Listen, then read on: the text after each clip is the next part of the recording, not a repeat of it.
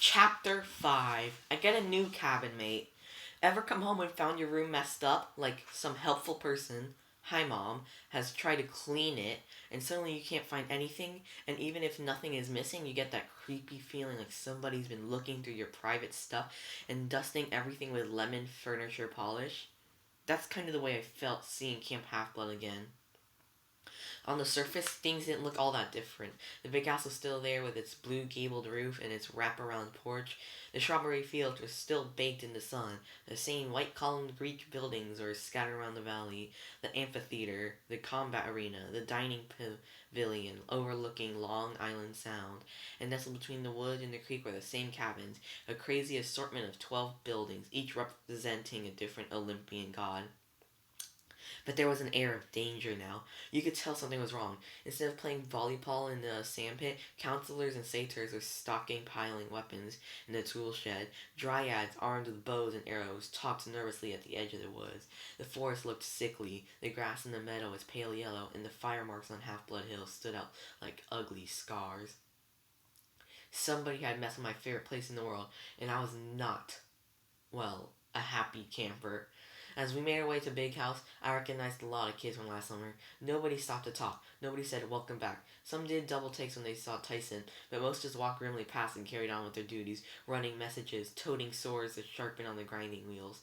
The camp felt like a military school, and believe me, I know. I've been kicked out of a couple. None of that mattered to Tyson. He was absolutely fascinated by everything he saw. "What's that?" he gasped. "The stables for Pegasi," I said. "The winged horse." "What's that?" Those are toilets." "What's that?" "The cabins for the campers. If they know who your Olympian parent is, they put you in the Hermes cabin, the brown one over there, unless you're determined. Then, they know, they put you in your dad or mom's group." He looked at me in awe. "You have a cabin?" "Number 3, I pointed to a low gray building made of sea stone. "You live with friends in the cabin?" "No. No, just me." I didn't feel like explaining the embarrassing truth. I was the only one who stayed in that cabin because I wasn't supposed to be alive. The big three gods, Zeus, Poseidon, and Hades, had made a pact after World War II not to have any more children with mortals. We were more powerful than regular half-bloods. We were too unpredictable. When we got mad, we tended to cause problems. Like World War II, for instance. The Big Three pact had only been broken twice. Once when Zeus sired Thalia, once when Poseidon sired me. Neither of us should have been born. Dahlia had gotten herself turned into a pine tree when she was 12. Me, well, I was doing my best not to follow her example. I had nightmares about what Poseidon might turn me into if I were ever on the verge of death. Plankton, maybe, or a floating patch of kelp. When we got to the big house, we found Chiron in his apartment, listening to his favorite 1960s lounge music while he packed his saddlebags. I guess I should mention, Chiron is a centaur. From the waist up, he looks like a regular middle-aged guy with curly brown hair and a scraggly beard. From the waist down, he's a white stallion. He can pass for human by compacting his lower half into a magic wheelchair. In fact, he passed himself as my Latin teacher during my 6th grade year, but most of the time, if the ceilings are high enough, he prefers hanging out in full centaur form. As soon as we saw him, Tyson froze. "Pony!" he cried out in total rapture. Chiron turned, looking offended. "I beg your pardon?" Annabeth ran up and hugged him. "Chiron, what's happening? You're not leaving?" Her voice was shaky. Chiron was like a second father to her. Chiron ruffled her hair and gave her a kindly smile. "Hello, child. And Percy, my goodness, you've grown over the year." I swallowed. "Clarice said you were fired." Chiron's eyes glinted with dark humor. "Ah, well, someone had to take the blame. Lord Zeus was most upset. The tree he created from the spirit of his daughter, poison. Mr. D had to punish someone. Besides himself, you mean," I growled, just as thought of the camp director, Mr. D, made me angry. "But this is crazy," Annabeth said. "Chiron, you could have had anything to do with poisoning Thalia's tree."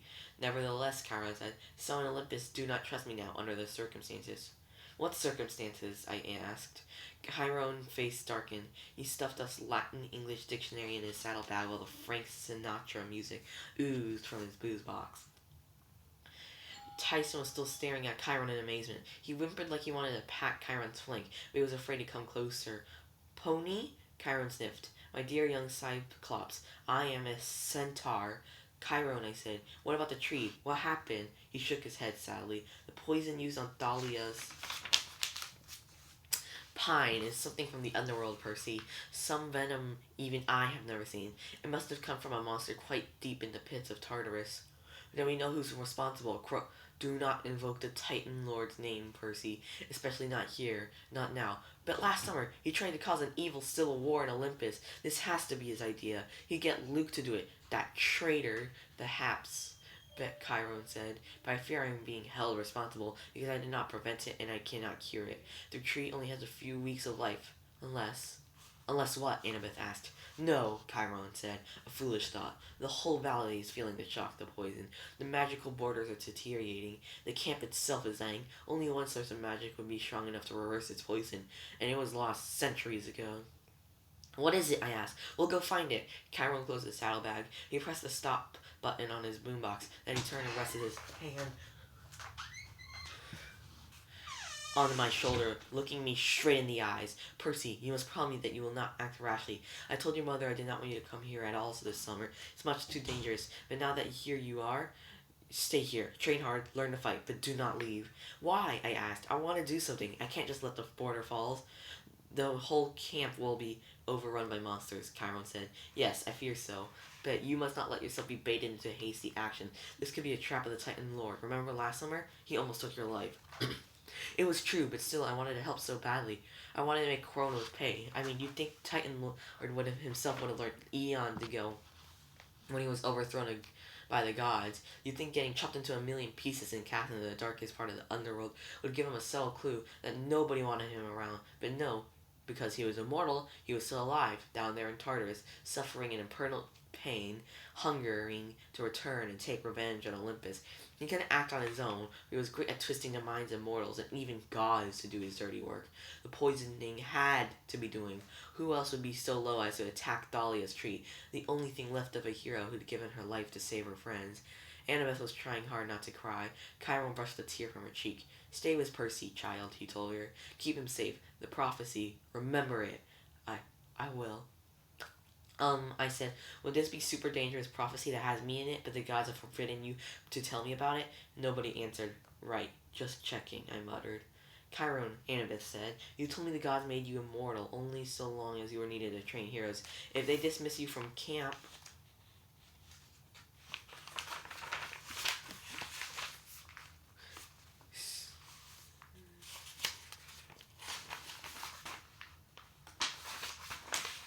Swear you will do your best to keep Percy from danger, he insisted. Swear upon the river of Styx. I swear it upon the river of Styx, Anna said. Thunder rumbled outside. Very well, Chiron said. You seem to relax just a little. Perhaps my name will be cleared and I shall return. Until then, I go visit my wild kinsmen in the Everglades. It's possible they know of some cure for the poison tree that I have forgotten. In any event, I'll stay in exile until this matter is resolved, one way or another. Annabeth stifled a sob. Chiron patted her shoulder awkwardly. There, now, child. I must entrust your safety to Mr. Dean, the new activities director. We must hope, well, perhaps they won't destroy the camp quite as quickly as I fear. Who is this tasteless guy anyway, I demanded. Where does he get off taking your job? A contour blew off across the valley. I hadn't realized how late it was. It was time for the campus to assemble for dinner. Go, Chiron said. You'll meet him at the pavilion. I will contact your mother, Percy, and let her know you're safe. No doubt she'll be worried right now. Just remember my warning. You are in grave danger. Do not think for a moment that the Titan Lord has forgotten you. With that, he clopped out of the apartment and down in the hall, Tyson calling after him. Pony, don't go! I realized I'd forgotten to tell Chiron about my dream of Grover. Now it was too late. The best teacher I've ever had was gone. Maybe for good. Tyson started bawling, almost as bad as Annabeth. I tried to tell them things would be okay, but I didn't believe it. The sun was setting behind the dining pavilion as the campers came up from their cabins. We stood in the shadow of a marble column and watched them file in. Annabeth was still pretty shaken up, but she promised she'd talk to us later. Then she went off to join her siblings from the Athena camp, and a dozen boys and girls with blonde hair and gray eyes like hers. Annabeth wasn't the oldest, but she'd been at camp more summers than just about anybody. You could tell that by looking at her camp Netflix. One bee for every summer, and Annabeth had six. No one questioned her right to lead the line. Next came Clarice, leading the Aries cabin. She had an arm in a sling and a nasty-looking gash on her cheek, but otherwise her encounter with the bronze bulls didn't seem to have fazed her. Someone had taped a piece of paper to her back that said, "You moo, girl," but nobody in her cabin was bothering to tell her about it. After the Aries kids came from the Hephaestus cabin, six guys led by Charles Beckendorf, a big 15-year-old African-American kid. He had the hands the size of catcher's mitts and a face that was hard and squinty from looking into a blacksmith Ford LJ. He was nice enough once you got to know him, but no one ever called him Charlie or Chuck or Charles. Most just called him Beckendorf. Rumor had he can make anything. Give him a chunk of metal and you could create a razor-sharp sword, or a robotic warrior, or a singing bird bath for your grandmother's garden, whatever you wanted. The other cabins filed in. Demeter, Apollo, Aphrodite, Dionysus. Naiads came up from the canoe lake. Dryads melted out of the trees. From the meadow came a dozen satyrs, who reminded me painfully of Grover.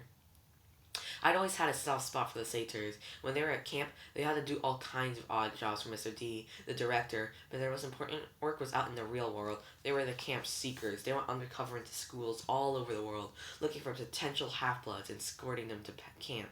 That's how I met Grover. He'd been the first one to recognize I was a demigod. After the satyrs filed into the diner, the Hermes cabin brought up the rear. They were always the biggest cabin. Last summer, it had been led by Luke, the guy who'd fought with Dahlia and Annabeth at the top of Half-Blood Hill. For a while, before Poseidon claimed me, I'd lodged in the Hermes cabin. Luke had befriended me, and then he tried to kill me. Now the Hermes cabin was led by Travis and Connor Stoll. They weren't twins, but they looked so much alike it didn't matter. I could never remember which one was older. They were both tall and skinny, with mops of brown hair that hung in their eyes. They wore orange Camp Half-Blood t-shirts, untucked under their baggy shorts, and they had those elfish features that all Hermes kids had. Upturned eyebrows, sarcastic smiles, a gleam in their eyes whenever they looked at you, like they were about to drop a firecracker down your shirt. I always thought it was funny that the god of thieves would have the kids with the last name Stoll, but the only time I mentioned it to Travis and Connor, they both stared at me blankly like they didn't get the joke. As soon as the last campers had filed in, I led Tyson into the middle of the pavilion. Conversations faltered, heads turned. Who invited that? Somebody at the polo table muttered. I glanced in their direction, but I couldn't figure out who'd spoken. From the head table, a familiar voice drawled. Well, if it isn't Peter Johnson, my millennium is complete.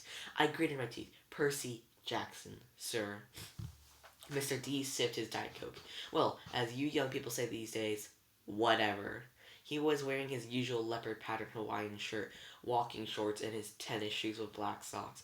With his pudgy belly and his blotchy red face, he looked like a Las Vegas tourist who'd stayed up too late in the casinos. Behind him, a nervous-looking satyr was peeling the skins off grapes and handing them to Mr. D one at a time. Mr. D's real name is Dionysus, the god of wine. Zeus appointed him director of Camp Half-Blood to dry out for 100 years, a punishment for chasing some off-limit wood nymphs. Next to him, where Chiron usually sat or stood in centaur form, was someone I'd never seen before. A pale, horribly thin man in a threadbare orange prisoner's jumpsuit. The number over his pocket read 0001. He had blue shadows under his eyes, dirty fingernails, and badly cut gray hair, like the last haircut he had been done with a weed whacker. He stared at me. His eyes made me nervous. He looked fractured, angry, and frustrated, and hungry, all at the same time. This boy, Dionysus told him. You need to watch. Poseidon's child, you know.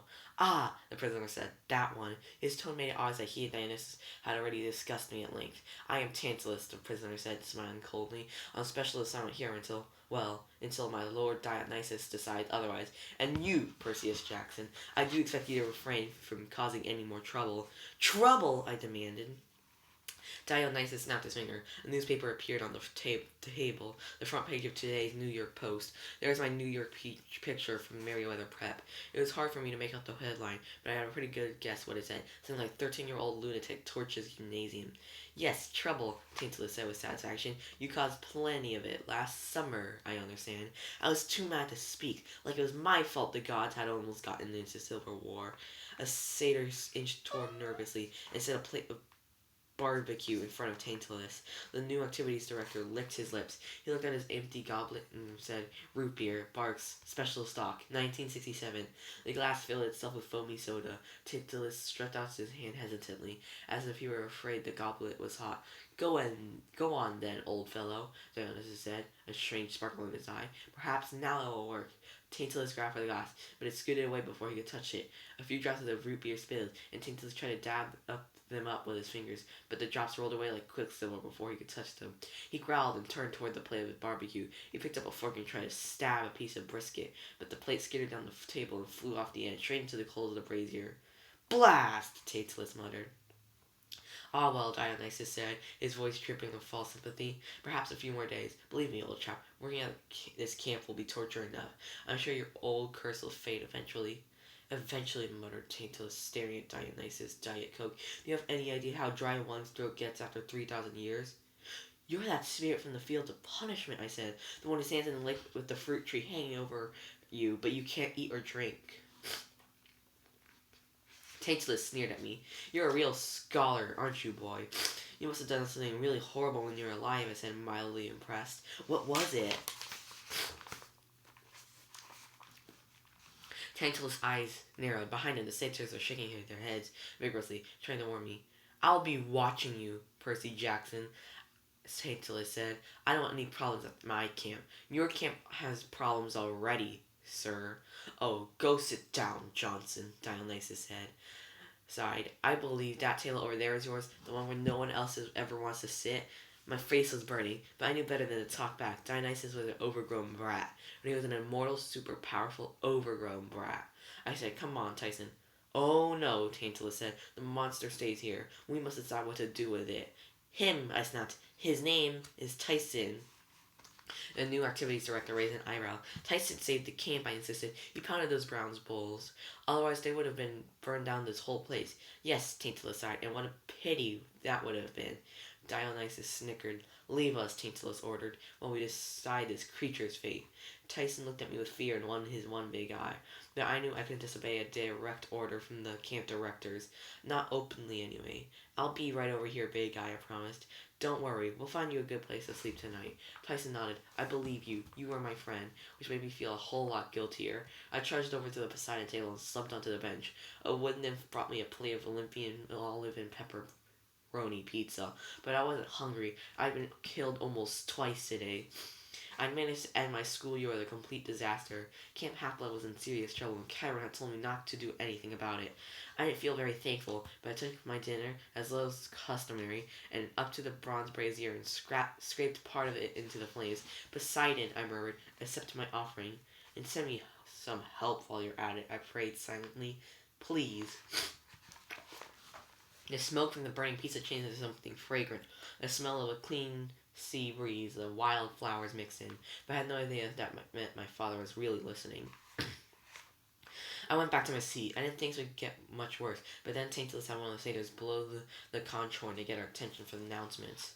"Yes, well," Tantalus said, or once the talking had died down.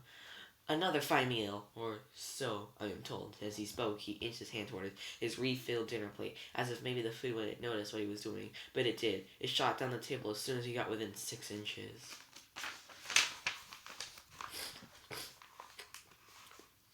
"And here, on the first day of my authority," he continued, "I like to say that what a pleasant form of punishment it is over here. Over the course of the summer, I hope to torture or interact with each and every one of you children. You'll all look good enough to eat." Dionysus clapped politely, leading some half-hearted applause from the satyrs. Tyson was still standing at the head table, looking uncomfortable, but every time he tried to scoot out of the limelight, Tantalus pulled him back.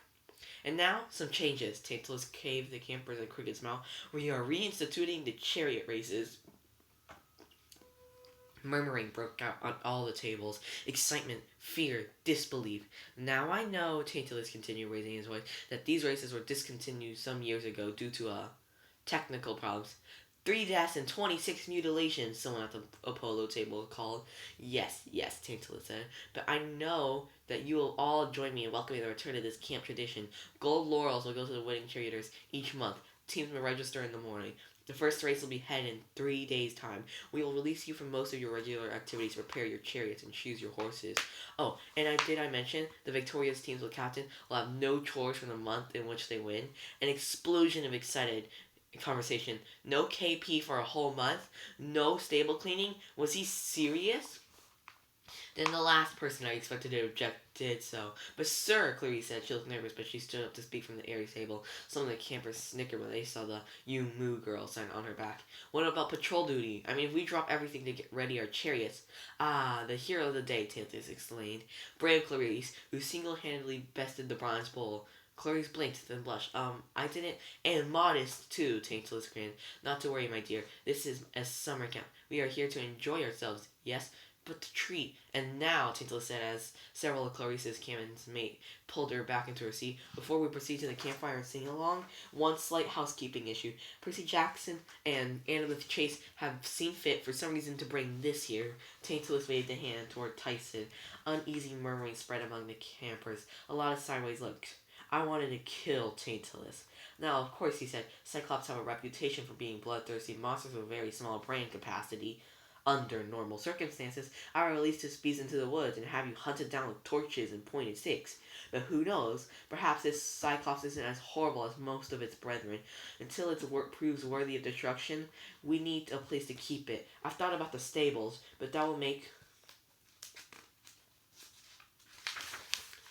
the horses nervous. Hermie cabin, possibly. Silence at the Hermes cabin. Travis and Connor Stoll developed a sudden interest in the tablecloth. I couldn't blame them. The Hermes cabin was always full to bursting. There's no way they could take in a 6'3" Cyclops. Come now, Tantalus tried. The monster may be able to do some menial chores. Any suggestion as to where a beast should be kennelled? Suddenly everyone gasped. Tantalus scooted away from Tyson in surprise. All I could do was stare in disbelief at the brilliant green light that was about to change my life. The dazzling holographic image had appeared above Tyson's head. With a sickening twist in my stomach, I remember what Annabeth had said about the Cyclops. They're the children of nature spirits and gods. Well, one god in particular, usually. Slowing over Tyson was a glowing green trident, the same symbol that appeared above me the other day. Poseidon has claimed me as his son. Then there was a moment of odd silence. Being claimed was a rare event. Some campers waited in vain for it their whole lives. When I'd been claimed by Poseidon last summer, everyone had reverently knelt. But now they followed Tantalus' knee, and Tantalus roared with laughter. Well, I think we know where we're going to put the beast now. By the gods, I could see the family resemblance. Everybody laughed, except for Annabeth and a few of my other friends. Tyson didn't seem to notice. He was too mystified, trying to swat the glowing trident that was fading over his head. He was too innocent to understand how much they were making fun of him, how cruel people were. But I got it. I had a new cabin mate. I had a half monster for a brother.